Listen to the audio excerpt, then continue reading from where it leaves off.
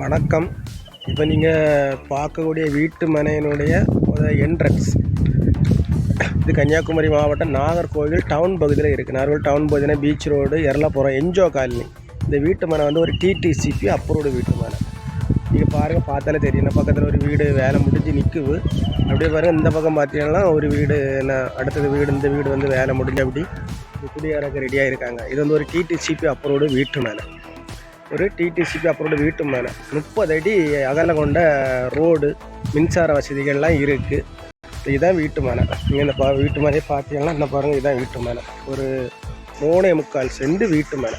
பக்கத்தில் நமக்கு வந்து வடக்கு சைடு வந்து காம்பவுண்டு கட்டியிருக்காங்க. நமக்கு ஒரு 3 சைடு காம்பவுண்டு கட்டினா போதும். இது வந்து ஒரு கிழக்க பார்த்த வீட்டு மனை. 3.25 சென்ட் வீட்டு மனை. ஒரு சென்டினுடைய விலை வந்து 11 லட்சம்.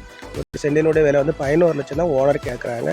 இது என்ஜோ காலனிக்கு மிக அருகில் இருக்குது. பக்கத்தில் எல்லாமே 2 வீடுகள் வேலை முடிஞ்சு குடியேறாங்க.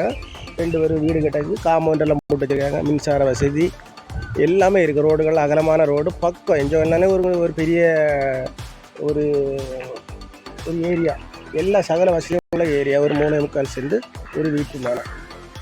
பாருங்கள், பார்த்து பிடிச்சிருந்தா நம்ம நம்பருக்கு கான்டாக்ட் பண்ணுங்கள்.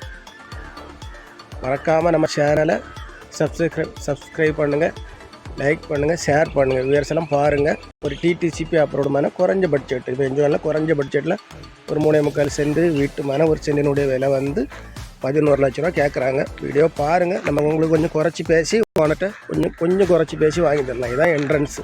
அகலமான இந்த வீடுகள்லாம் இருக்குது. ரோடை பார்த்தீங்கன்னா உங்களுக்கு தெரியும். வீடியோ பார்த்து நம்ம நம்பருக்கு கால் பண்ணுங்கள். நம்ம ஓனர்கிட்ட கூப்பிட்டு போய் உங்களுக்கு கொஞ்சம் குறைச்சி பேசி வாங்கி தரோம். எல்லாரும் வளமும் வளர்ச்சியும் பெறணும். நன்றி, வணக்கம்.